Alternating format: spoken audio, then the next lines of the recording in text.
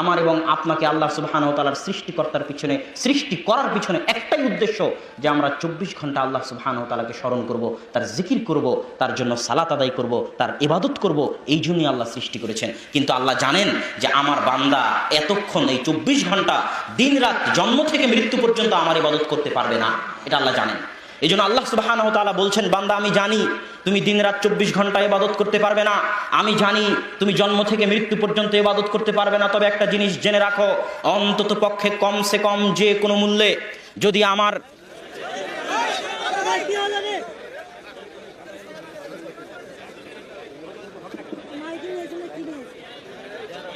যে কোনো মূল্যে যদি আমার দেওয়া অক্সিজেনকে হালাল করতে চাও,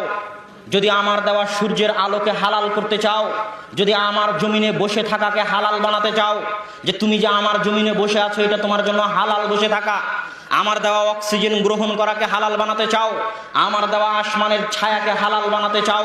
আমার দেওয়া জীবনকে, আমার দেওয়া হায়াতকে, চক্ষুকে যদি হালাল বানাতে চাও, তাহলে অন্তত পক্ষে আমি জানি তুমি 24 ঘন্টা পারবে না, আমি জানি তুমি জন্ম থেকে মৃত্যু পারবে না, কিন্তু অন্তত পক্ষে দিনে 5 বার যে কোনো মূল্যে আমাকে স্মরণ করতেই হবে।